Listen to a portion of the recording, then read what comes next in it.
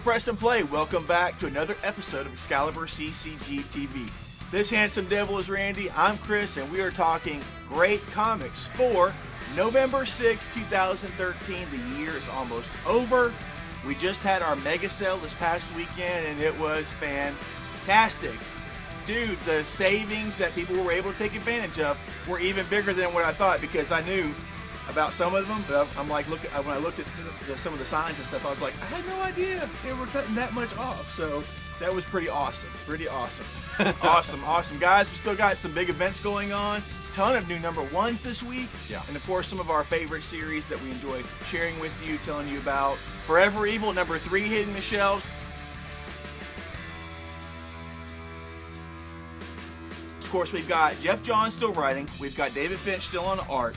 And Crime Syndicate is still here. But with this particular issue, we're going to see who is going to step up to the plate and be the primary leader, I guess, of what remains to take the Crime Syndicate down. And we're looking at Lex Luthor. Yeah, we got a huge glimpse of that in the first issue with some excellent Lex Luthor moments that were going on there. But a secret is revealed concerning the Crime Syndicate and what may be their true purpose for being over here. And with this issue, we get to see Lex Luthor step up to the plate, gather up what's available, and possibly take the fight to him. I don't know. We're still early in the series, so we'll have to wait and see. Is Lex Luthor stepping up to the plate? He might be just stepping up to the plate. Yeah, I think he's also going to have a certain Superman clone also stepping up to the plate with him. Thank you. Yeah, we did get a glimpse of that in the last issue, so yeah, there we go. So, guys, fun event with DC Comics. I've been enjoying it. It's been going full blast now, and all these other tie-ins that are coming out have been selling out. So if you're interested in any of the tie-in series that are going on, you need to have that on your list, because I've witnessed it. People would almost leaving the store in tears because one of them sold out. So anyway, guys, Forever Evil issue number 3 this week. Yeah. We also have on the Marvel side of things, Infinity is still going on, and even though last week was a light week, we had some Infinity books coming out. This week is back to tons of comics and not a lot of Infinity. The only Infinity book that we're looking at this week coming out is Mighty Avengers number 3.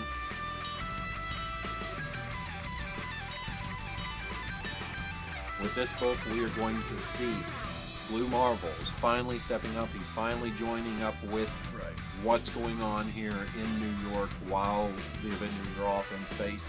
And we also see that we get a little bit more about this spider hero.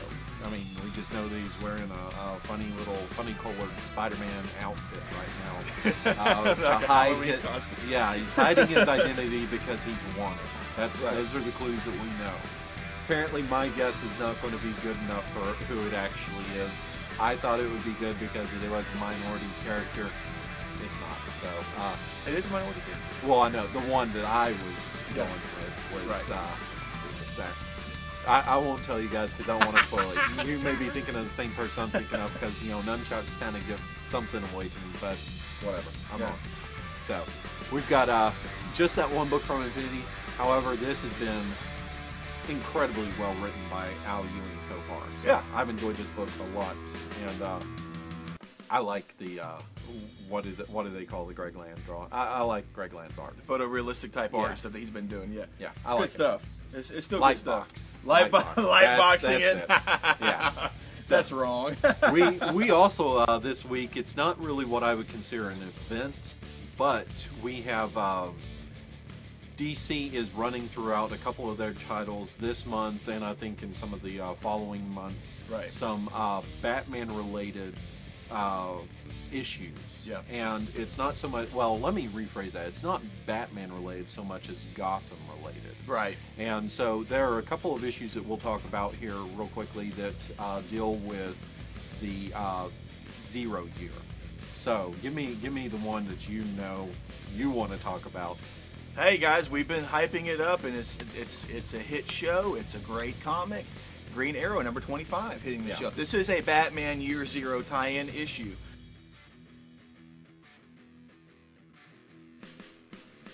Just like what Randy was talking about. 0 year. Yes, thank you. 0 year tie-in issue. In this particular issue, we see Oliver return from the island, and we're going to find out that he's trying to find his place in this world. How that's going to tie in with Zero Year, I don't know. But what's been hinted at with some things is like Ra's al Ghul is not just a Batman character. We may see some, because we've already seen some bleed over from the TV show into the comic series. Right. We may see some more of that with this issue as well. Okay, yeah, he's just kind of trying to find his place out there. We also have Superman kind of doing the same in Action Comics number 25.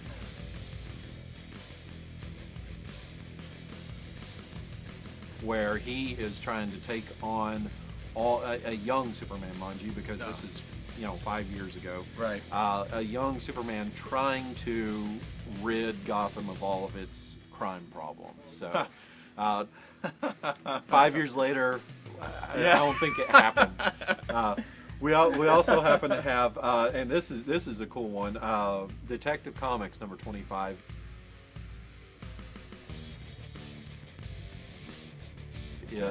Focuses on James Gordon. I always like when they focus on Commissioner Gordon. However, he's not commissioner 5 years ago. He's just a detective.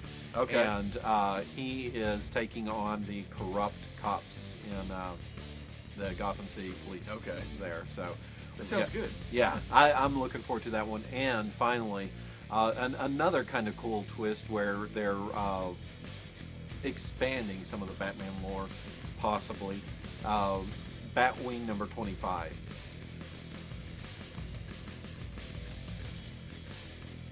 Okay. And it focuses on the young Lucas. Is it Lucas? Yeah, Lucas Fox. Luke Fox. Okay. And he is going to be, this is him in school. It's like him versus the other students. Okay. And there may be some Venom involved, and we're not talking about the Marvel character. No, right. We're talking about what Bane juices roids up with here. So possibly expanding it beyond just Bane. So that's going to be kind of neat. There. That's cool. That's cool. I didn't realize it was. I knew it was going to hit. Zero Year was going to hit some issues, but I didn't realize it was going to hit Superman titles, especially. So that's cool. And of course, you should be on board Batman, where Batman with Scott Snyder and Greg Capullo are doing the main 0 year storyline through there. Thumbs up to that, totally. Yeah. That's really it for the event stuff. Well, we have one last event, but it kind of ties into our number ones. Okay. Because the two are so related here. That one, and so that's I think just the perfect segue point if you want to mention that book. Would you like to? He's talking about Cataclysm, folks. Last week we just had Hunger, the miniseries, finish up. Then that went into Cataclysm 0.1, the 0.1 issue from last week, and this week we're getting the first series of the Cataclysm event, Cataclysm Ultimate's Last Stand. 5-issue miniseries bringing back the original Ultimate Universe creators, basically Bendis and Bagley together to draw this miniseries that's going on. We see Galactus has been wounded from the Hunger miniseries, and now he's coming into the Ultimate Universe to try to replenish himself. And when he replenishes himself, that means he's eating a planet. Right. And he's heading straight toward Ultimate Universe Earth to do so. And the Ultimates will have to make a stand against Galactus. Well, I'll be interested to see if it is Bendis and Bagley on that, because every now and then the word we get is kind of different what is then on the book, and I've seen various names associated. Hopefully it is that team, because that was a great team when they were doing Ultimate Spider-Man. Yes, exactly. I wouldn't mind seeing them team up again there. Yeah. I like Bagley's art when it's in the Ultimate Universe. Sorry. Distinguished taste here. That's right. Here's a cool number one that's coming out. Alex plus Ada is coming out there.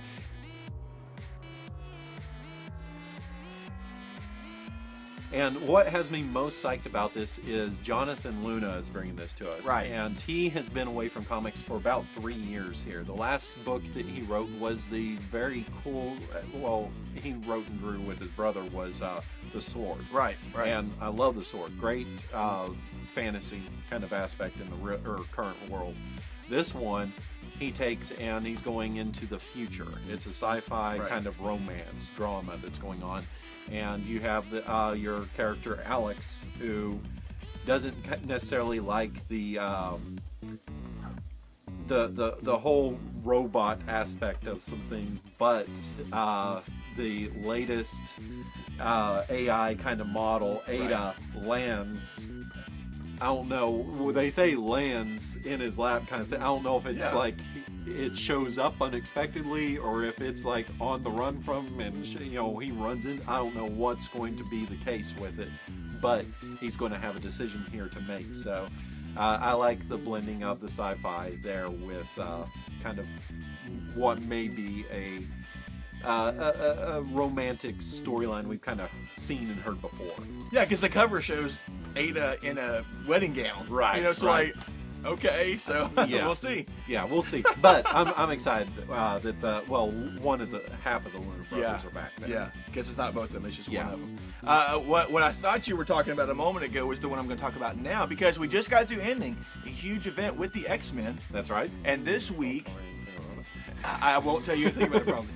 And this week we see the Amazing X-Men hit the shelves. Number one, Jason Aaron, Ed McGuinness on the art.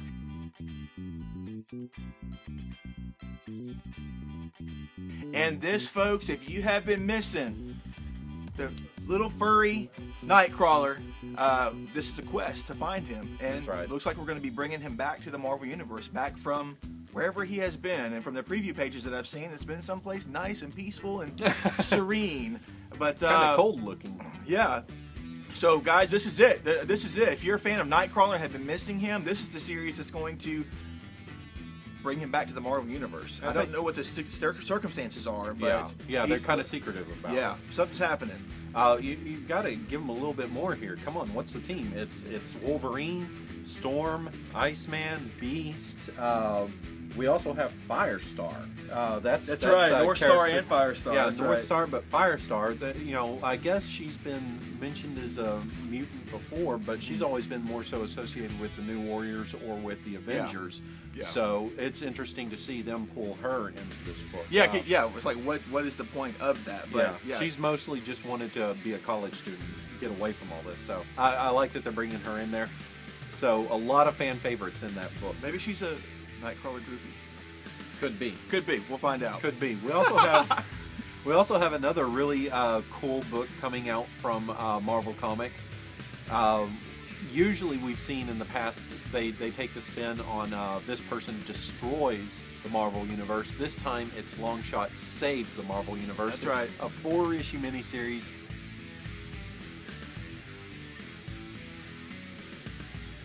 And Marvel's favorite luckiest mutant somehow is going to find his way into different situations to save various people within the universe here. So that's going to be a fun one. It's various writers, various artists throughout, I think, just kind of telling different stories here.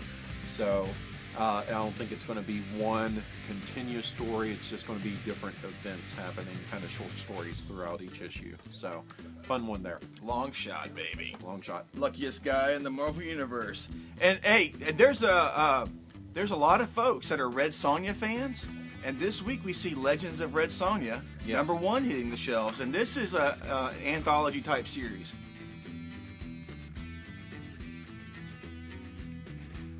Yeah. We've got different writers. It's from what I can tell here, we've got a lot of the female creators in the industry participating in these series, such as Devin Grayson, Gail Simone. Yeah, Devin Grayson we haven't seen in forever. We also have writers that are novelists coming in on this. They're coming from video games, from novels, from comics, various mediums to come and write stories about Red Sonja. So you're going to have several. With this first issue, I know we're going to have Devin Grayson. I know we're going to have Gail Simone. And I think there was Nancy Collins here coming in to write various stories about fan favorite Red Sonja. And this take on this is a completely different type of anthology.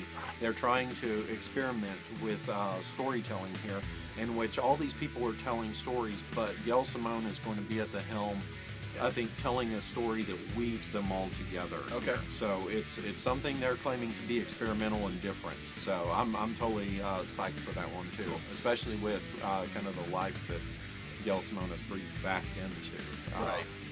Red Sonja. I'm a little surprised you didn't handle this one here, just because you're a big JMS fan.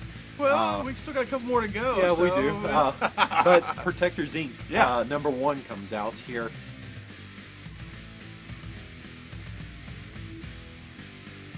J. Michael Straczynski fans, rejoice. We have a new series from him, and this one's kind of, I thought it was going to be along the lines of Jupiter's Legacy. You have the old character, the old heroes here, and something happens. But what we have is you have this world where heroes exist, but there are no villains. Exactly. The heroes are all corporate. Yeah.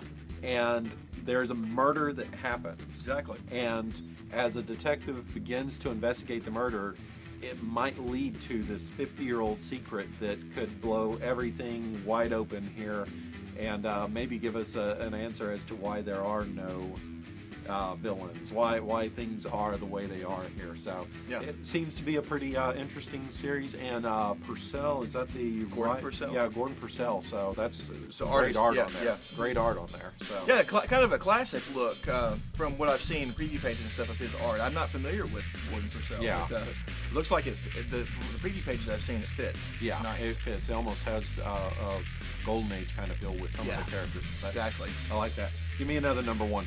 Well, guys, it was originally solicited as Strangeways. That's right. But Drumhellar, #1, Image Comics, hits the shelves this week.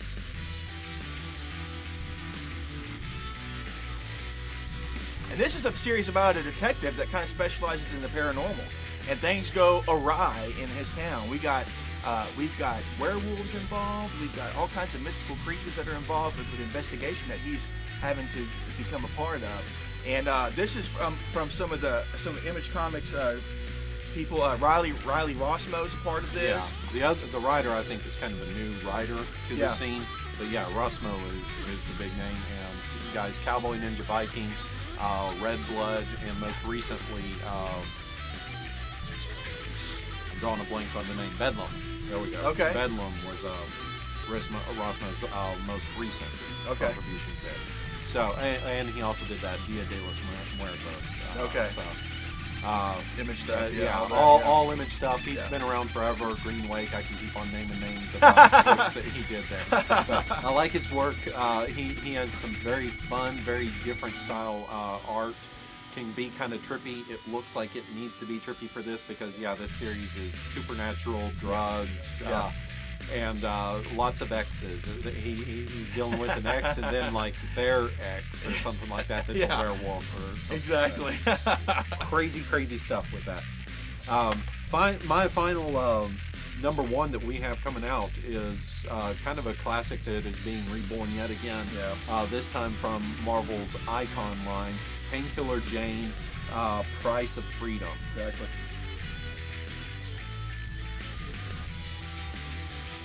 And once again, it looks like we have a book that's going to be a mini-series. It's 4 issues. It's just like an anthology kind of thing. It's various storytellers. One of the things that you will get is that she's the main story has Painkiller Jane trying to protect the Saudi Arabian princess that she's in New York, and then there's something she somehow friends with, knows a detective, and so they are going to have a backup story there that's telling the origin of her and this detective, how they know each other. We've got that. Now, time's starting to run short here, so let's kind of speed through some of these favorites. What do you want to start with? For me, I'm going to leave one for you that I know you like because I'm totally psyched, and I was fearful that I might drop this book with James Robinson exiting. But he left us on such a cliffhanger that Earth 2 #17 comes out. Oh, okay.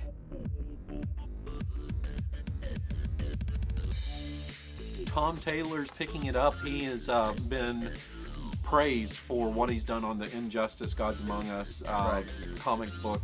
And what we have here, this is focusing more so on the new Batman that we still don't know who it is. That's right. He is trying to fight the forces of Dark Side, Dark Seed, however you say it there. You have a way that you say it. Which is it? Dark Side. Dark Side? Dark Side. Dark Side. So he's trying to fight the forces of Dark Side, and we're probably going to have Miracle Man and Big Barda involved with it. Also, guys, we just had a very Injustice-like moment where we found out that Superman is teaming up or part of Darkseid's group now. What? So yeah, so in Earth 2. In Earth 2. Okay. So, in Earth 2, guys. In Earth, well, we're talking about Earth 2 here. Exactly. So my brain I thought that was implied. I kind of lost it for a second, so I had to reassure myself. But the awesome art of Nicholas Scott is still there, yeah. So we have that. Talk to me about yours. I'm not sure which one exactly you're referring to, but one I am definitely looking forward to. Probably the most excited I am to see is Ghosted, number 5.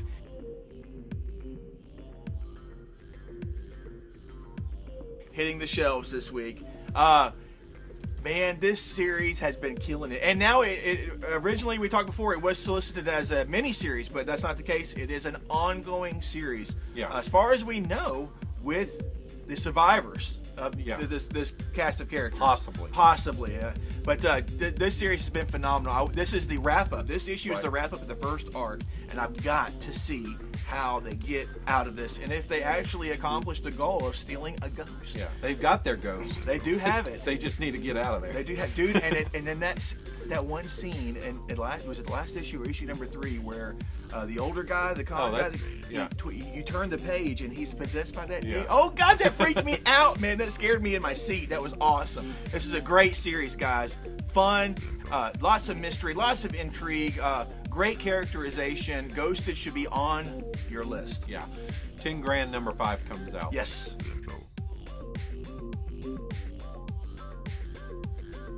That's going to be another one. Now, this is one. I'm going to throw this out here. It says it's J. Michael Straczynski and Ben Templesmith. I don't know if it's Templesmith. Yeah. Because we had the whole hiccup there. Probably the reason why it's late with Templesmith no longer being the artist. C.P. Smith is going to be coming on as the artist. It may be this issue. It may be the next issue. Right. I'm not sure. Yeah. But we do know that Joe is finally entering into hell to try to find and rescue Laura. Right. It's been a while, but that's the main thing of it that they're in here. So that's been an awesome series. Give me your next one. Guys, we love it. We recommend it. We push it. It's awesome. East of West, number 7, hits the shelves this week.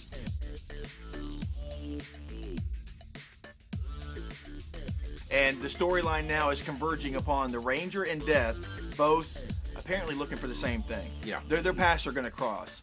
And when it does, it probably will be just as epic as when Death finally got a hold of his wife. Yeah. I mean, that whole battle and all that took place there.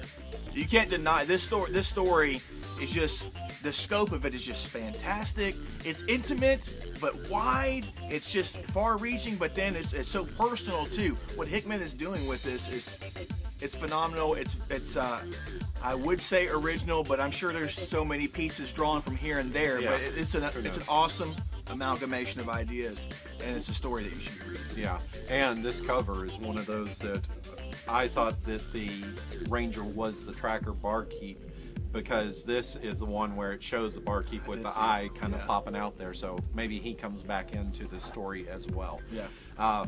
Uba, number 7. I just like to say it, that's why I chose the book here. Uba number 7 comes out. So we are in the Pacific Theater right now with our storytelling, and we've just found out that the Japanese have a whole lot of super-powered beings as well. I'm forgetting their names. They're kamikaze, different things. They have the Japanese names. They're not the same names as what the Germans have had for their superpower. Right. So this is a great series. This is the second part to the new story arc. This is one that needs to be on people's list as well. Yeah, it's just gotten better and better. It's bloody, graphic, gory stuff because it is Avatar Press, but man, Kieran Gillen does so much research history-wise in this with this book, and just I'm loving it. I've really only got one more. How about you? Okay, talk to me. I've got a couple I'll speed through. One more for me, and this is the conclusion of a storyline that I've been really enjoying. Absolution, Rubicon, number 5.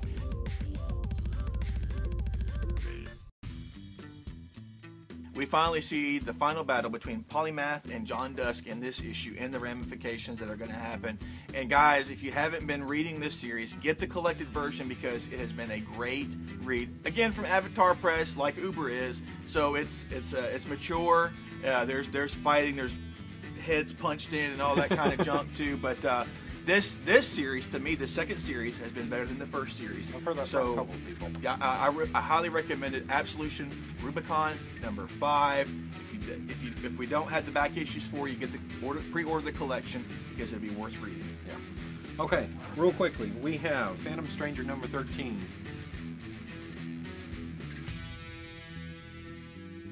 People are probably going to want to check this one out because we've had where the Phantom Stranger has been betrayed in the past by the Question. This time he is going to take on the Question. He is looking for a little bit of revenge there. Okay. So that seems like a good little title there, and it's a good little lull with a lot of action before we jump into the Blight series. Right, that's the going Blight on storyline. here, Yeah, that's going on here. So you may have some things that come out of that flow into the Blight.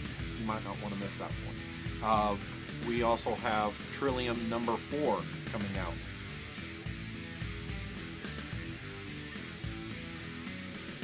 With that, we have our time cross lovers there. Exactly.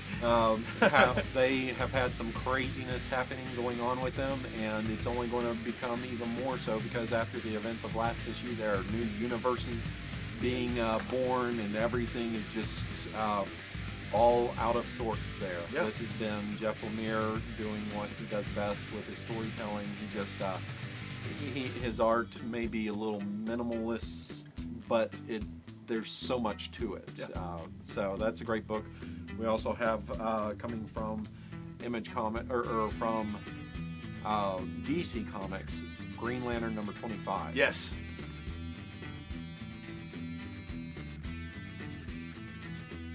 I didn't have that on my list, but I was just like, oh, well, we can throw it out there. Yeah, let's throw it out there. So everything has completed with lights out, Yep. and we have the new headquarters there for the Green Lantern Corps, a very familiar place. I'm not surprised that they've wound up there.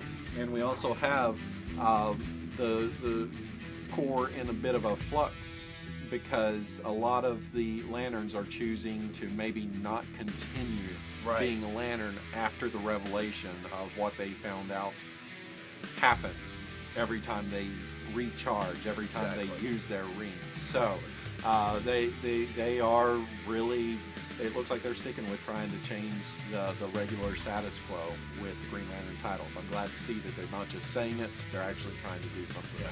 So that from me wraps it up. That wraps it up, huh? That wraps it up.